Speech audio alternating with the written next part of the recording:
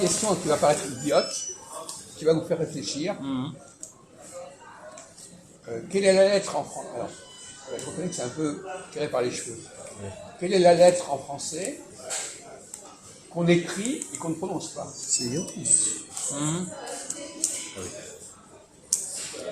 Attends, je lis là. H.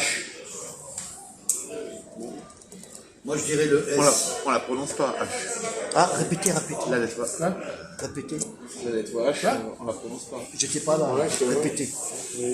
Qu'est-ce que tu dis?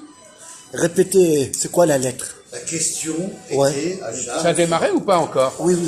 on écrit une lettre qu'on ne prononce pas dans l'écriture. La lettre H. La lettre. Non. Ah, c'est comprend pas. facile, Ah, je sais pas putain, la t'es lettre. bête, toi. Non, Là, c'est assez rare. Là. non, je vais répondre pour Jacques. Je vais répondre. La lettre S. Pourquoi? Parce que les copains. Donc les copains, LES, on ne dit pas les, on dit les. Et copains, ça s'écrit avec un Non, S. ça fait partie du débat. Effectivement. Voilà. Non, mais il y a des réponses. Alors, Jean-Marc, tu peux répondre? Ah oui, pardon. Ouais, mais il pouvait y avoir plusieurs réponses. Non, mais tu filmes pas, Jean-Marc. Oui. Il parle. Pourquoi il faut faire une bonne Alors, tu peux répondre. Quelle est la lettre en français qui s'écrit énormément et qui ne se prononce généralement pas? Le A. Je prononce pas le A, moi je prononce le A. Ouais, se prononce. Le A se prononce. N'importe quoi. Alors, Ah, putain. il y a une deuxième lettre si tu veux, Jacques. Vas-y. Oui, non, Par mais lui, exemple, bon. quand on dit, on écrit ET. Et. Non, mais pas le le T, T. ça se prononce pas mal. Voilà, on ne prononce pas le T. Ou alors Ouais. EST. Et. Grec. Tu suis Vincent? Oui, je comprends, mais... Le Non, grec. c'est le contraire. C'est le On contraire. prononce quand même dans ce bon sens. Quand le E est devant une lettre, on ne prononce pas la lettre. Exactement. Tu as C'est raison. pas le problème du T. Non, tu as raison, c'est ça, voilà. Quand il a raison. Quand il est devant une console, on va dire. Par voilà. exemple, quand tu as le E devant un S, on ne prononce pas le S. Quand tu as le E devant le T, on ne prononce pas le T, voilà. etc. Mais ça n'a rien à voir avec la lettre elle-même. Non, exactement. Mais on avance quand même. Alors, quelle est la lettre comme ça qui sert à la prononciation et qui n'est pas prononcée comme telle? X. Vous pouvez répondre? Non, c'est partie de la pratique courante de la langue. Attends, je regarde. Attends, je regarde ici, là. Vous achetez quelque chose? Vous achetez quelque chose? 94. Alors, Jean-Marc et Valentin, il n'y a pas de proposition?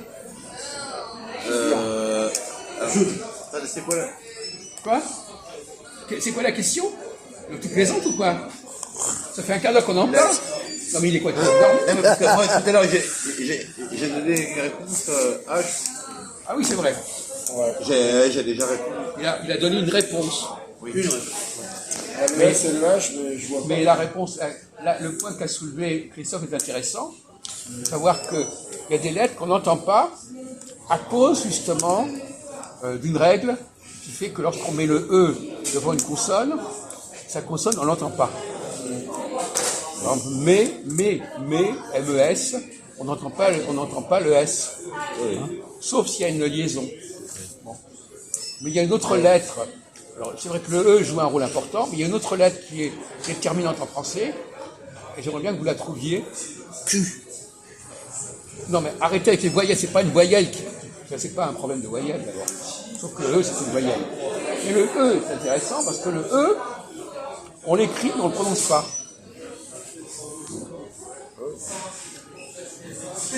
C'est-à-dire que le son E, quand vous dites E, quand on dit ET, on ne prononce pas le E. Le H, comme j'avais dit, Non, mais vous me laissez tranquille avec le H. On a compris, là. Hein, changez de 10. Ah non, mais ça, c'est juste une histoire de ce qu'on prononce pas. Non, mais c'est le H. Bon. Je dis que c'est pas du tout ça.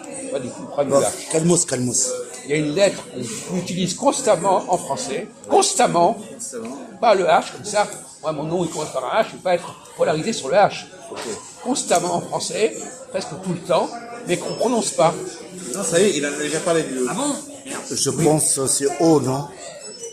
Non, là, c'est... Non, là, Il y a c'est... tellement d'âneries, mon pauvre ami, je le trouve. Non. Le moment où on n'arrête pas de Ah, le là, prononcer. t'es à Qu'est-ce côté, qu'il y a là, t'as pas compris. Là, t'es à côté, là. Non, il n'y a pas à dire, mais on ne sait même pas comment il résonne, on ne sait même pas ce qu'il dit. Bon, François a essayé de sauver l'honneur. Ah, réveille-toi. C'était bien pour moi, mais. D'accord, mais vous laissez tomber le H. Il y a des Le lettres. S me plaisait bien aussi. Oui. Ah, du coup, franchement. Trouvez une autre lettre, essayez de trouver une autre lettre qui est encore plus importante que le S. De toute façon, le S, on vous a expliqué que ce n'était pas le S en fait. Enfin, Pas évident. on peut mettre. C'est vrai qu'on met beaucoup de S en français pour le pluriel, mais on ne le prononce pas. Raison. Une faute du français. Pourquoi est-ce qu'on ne prononce pas le S? Par exemple, on avait déjà parlé par les vacances, par exemple. Alors, les vacances, comment on devrait dire? Si on dit les vacances, LES. Vacances, comment on pourrait prononcer? Vacances. Mais non, Les vacances. Les vacances.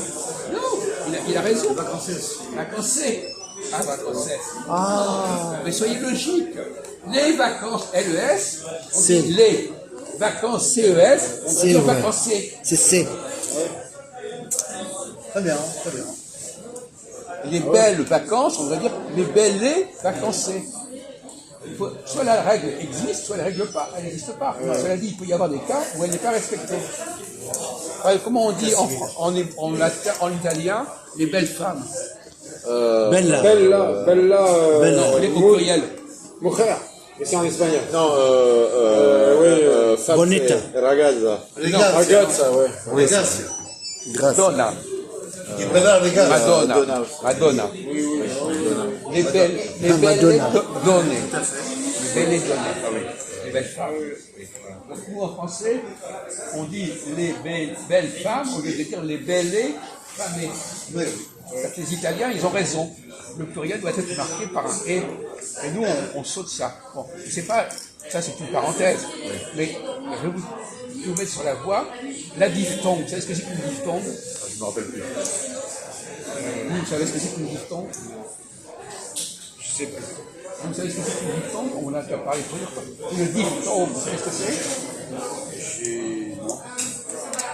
Alors, allez-y.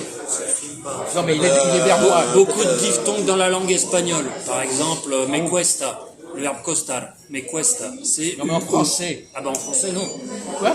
En français, je connais En pas. français, il n'y a pas de diphtongue en français. Il doit y en avoir, mais... Il y en a constamment en français. Ah ben en espagnol, il y en a Non, c'est constamment. même pas une diphtongue. Donnez-moi l'exemple. Qu'est-ce que c'est? Le verbe costar. Quoi? Le verbe costar, si je le conjugue, c'est cuesta au lieu de costa. Bonjour, bonjour. Normalement, on devrait dire costa à l'indicatif. Excusez-moi, parce que je connais bien l'espagnol, il faudrait quand même pas moi. Costar, Quoi? à l'indicatif. Ça veut dire quoi? Qui coûte, c'est ça? Oui, Si je écoutez. donnais le blanc de Oui, l'huile, alors Costa, bon, il y a pas de Costa diphtongue. Brava, par Bah, exemple. justement, si on enlève la diphtongue, ça fait costa. Mais il y a une diphtongue, c'est cuesta. Cuesta. Il y a bien la diphtongue. Cuesta. Si la diphtongue n'existerait pas, on dirait costa. Alors, il y a bien le nom de l'huile qui s'appelle la Costa Brava. Costa Brava. Et alors Alors, Quel rapport avec le verbe costa? c'est énorme, c'est-à-dire que si vous êtes en train de dire le mot Costa, Non, le verbe costar. Costar. mais il utilisait ce verbe dans le nom d'une, dans la prononciation, le nom d'une ville, la Costa Brava. Invente pas, c'est marqué en Espagne. Non, il a dit Quoi, une Costa. ville, c'est une côte. Oui, Là, c'est pas une ville. Je parle du verbe coûter. j'ai compris.